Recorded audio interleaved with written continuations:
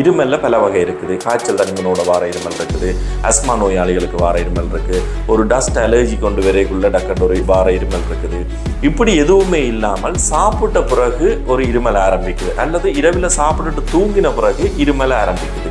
இப்படியான ஒரு வகை இருமலும் இருக்குது. இது அசிட் ரிஃப்ளெக்ஸ் அளவார இருமல் என்று சொல்லுவோம். பொதுவாக இந்த அல்சர் வருத்தம் உள்ளாக்களுக்கு சில அறிகுறிகள் இருக்கு.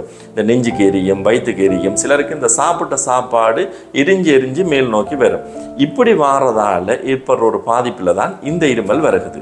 இதுக்கு சாதாரணமாக இந்த இருமல் பானிகளை குடிச்சாலோ அல்லது நுண்ணீர் கொல்லி மருந்துகளை பாவிச்சாலோ இந்த இருமல் இல்லாமல் போகாது. நாங்கள் சாப்பிட்ட பிறகு எங்களோட சாப்பாடு தொண்டையில இருந்து இந்த காலம் என்ற குழாய்க்கால இறப்பை என்ற ஒரு பையுக்கு போகும். இந்த இறப்பைக்கு போன உணவு திருப்பி மேலே வரக்கூடாது. அப்படி வராமல் வச்சிருக்கிற கார்டியக் ஸ்பிங்டர் என்ற ஒரு சுருக்கி ஒரு வேல்வ் ஒன்று இருக்கும். இந்த வேல்வில் ஏற்படுற ஏதாவது ஒரு பிரச்சனையால இந்த இறப்பைக்கு போன உணவு அந்த இறப்பைக்கு சமிபாட்டுக்காக உருவாகிற இந்த ஹைட்ரோகுளோரிக் ஆசிட் என்ற அமிலம் சமிபாட்டு நொதியங்கள் எல்லாத்துடையும் சேர்ந்த பிறகு திருப்பியும் மேல் நோக்கி வரும். அப்போ திருப்பியும் ஒரு எரிகிற உணர்வோட அமில உணர்வோட இது மேலே வந்து இந்த அமிலம் எங்களோட தொண்டை குரல்வள பகுதிகளில் அந்த மேல் மூச்சுக்குழாய் பகுதிகளில் இந்த அமிலத்தின் பகுதிகள் கொஞ்சம் போகலாம்.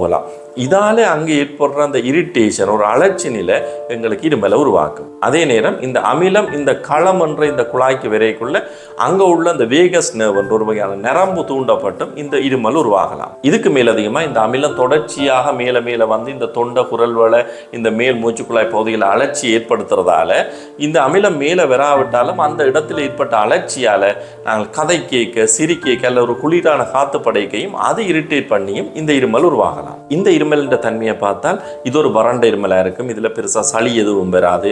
அதே மாதிரி இது சாப்பிட்ட பிறகு அதிகமாக இருக்கும். முக்கியமாக இரவில் இது அதிகமாக இருக்கும். இது காய்ச்சல் தடிமனோட சேர்ந்ததாக வராது. ஆனால் இந்த இருமல் இருக்கிறாக்கள்ல நான் ஏற்கனவே சொன்ன இந்த நெஞ்சுக்கு எரிகிறது, சாப்பிட்ட பிறகு சாப்பாடு மேலே வார இந்த அறிகுறிகள் இருக்கலாம். இதை விட இந்த இறப்பையிலேருந்து வார அமிலம் எங்களோட வாய்க்குழி வரையும் வாரதால காலையில் நாங்கள் தூக்கத்திலிருந்து எழும்பைக்கு இந்த வாயில் ஒரு உப்பு சுவை அல்ல ஒரு அமிலச்சுமை இருக்கிறதோட சில வேளை இந்த தொண்டை நோ அல்லது தொண்டையில் எங்களோட குரல் ஒரு அடைச்ச மாதிரி இருக்கிற தன்மையும் ஏற்படலாம். இதை கட்டுப்படுத்துறதுக்கான வழிமுறைகள் ஏற்கனவே அசிட் ரிஃப்ளெக்ஸ் என்ற ஒரு வீடியோவில் போட்டிருக்கிறோம். நீங்கள் அதில் போய் பார்க்கலாம்.